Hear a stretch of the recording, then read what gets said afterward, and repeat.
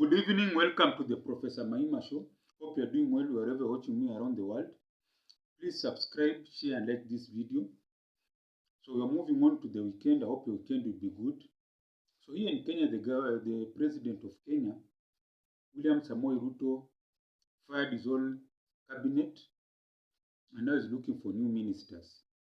So today I want to talk about the Kenya crazy national debt. Yes, Kenya crazy national debt. Kenya crazy national debt, or crazy Kenyan national debt. Yeah, it should be like that way. Crazy Kenyan national debt. Crazy Kenyan national debt. So Kenya has a debt that they are saying is 10 trillion, according to what has been reported. So 10 trillion is a lot of money for our national debt. But now the people who dispute it, they say that debt is maybe half of that or even a quarter, but that is not the real issue. The real issue is this. Kenya is a very small country, and our expenditure is exceeding our income. What we bring into the country is less than what we spend. That's the biggest problem in Kenya now, that we have so much expenditure that now we cannot even pay our debt. So what the government was thinking of doing was tax its citizens to nothing in order to pay the national debt, while them at the top they want to live well.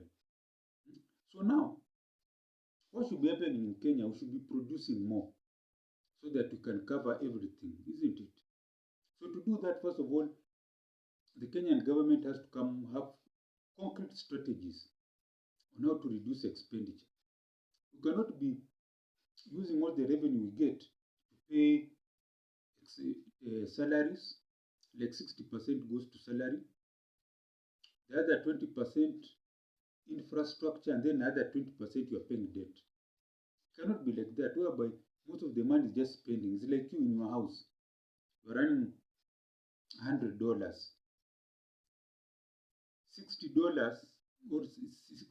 are going to bills. $20 maybe on food. Another $20 maybe is just for what? For your daily routine. Maybe you have a car, you have a fuel. It's just like money for your expenditure. You understand? You have paid bills $60, $20 on food. The other $20 is for you to facilitate your movement. Maybe you have a car or you're using transport. You understand? So we are left with nothing. So if that job ends now, you become a homeless guy. You don't have money for rent because you're not been saving. You remember that? You don't even have even a single cent in your bank. You don't have even money to put, let's say, in a circle, money to buy shares, so that you have assets, even money to buy something. Let's say you have bought even a piece of land, you have built a house for rent. So it's money in, money out. That's now Kenyan house.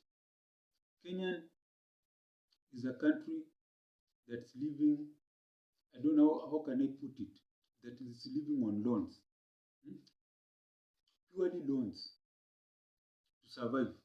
We want to build a road, loans. We want to build a hospital, loans. We want to build a railway network, loans.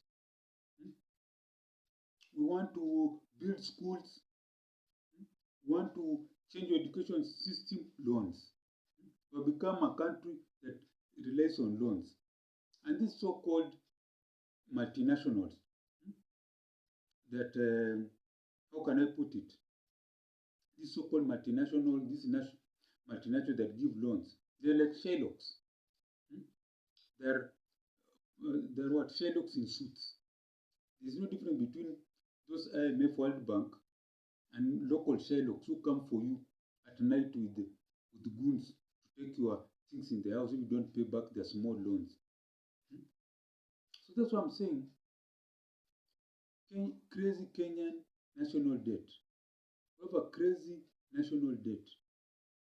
And because expenditure is too much, our government needs to be lean, needs to be lean and efficient.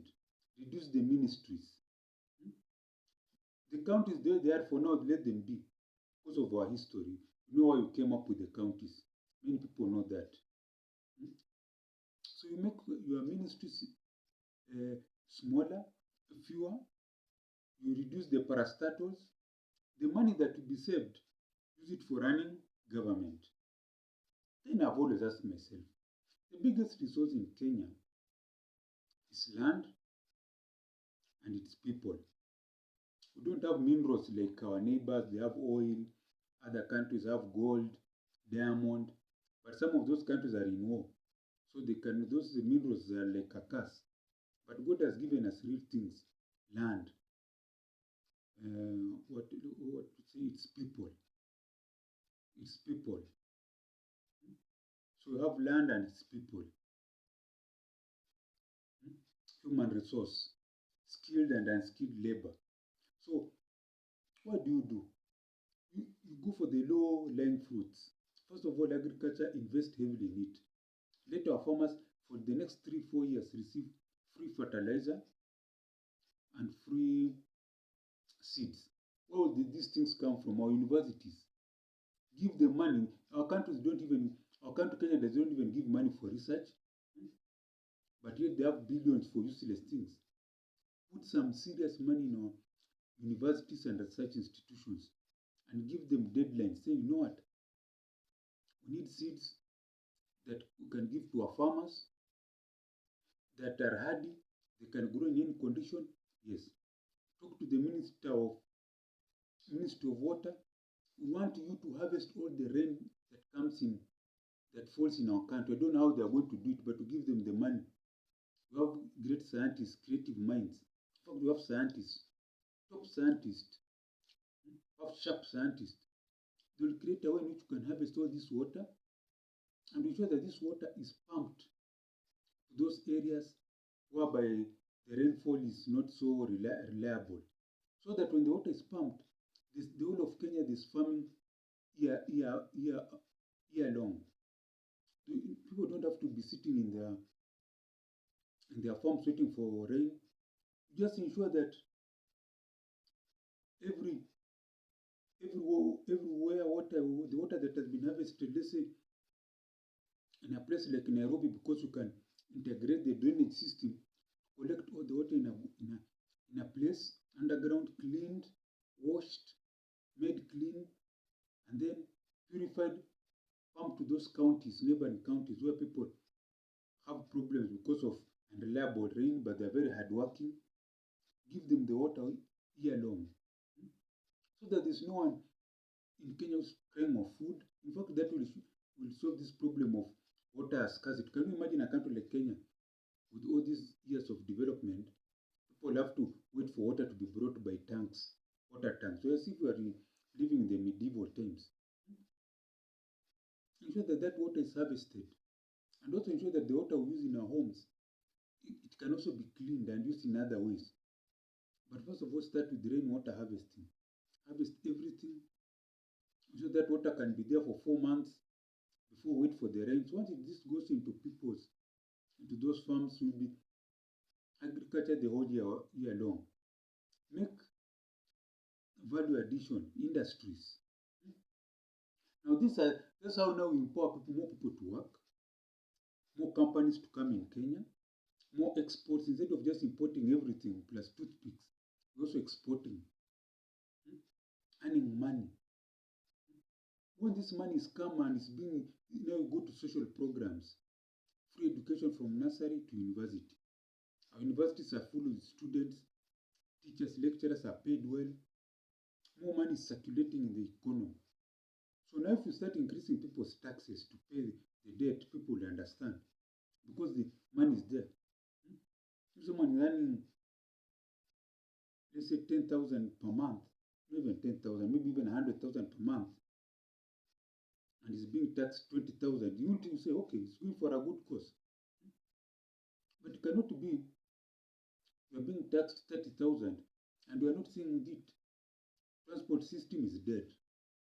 No integrated rail network in the country.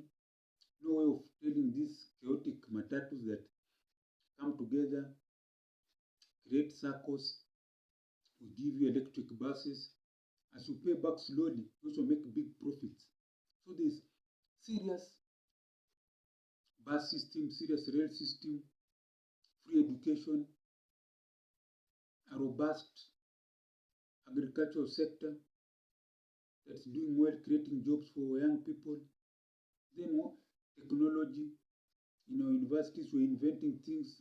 When someone comes up with an idea, it's accepted by the universities to develop it so that we create things like other countries.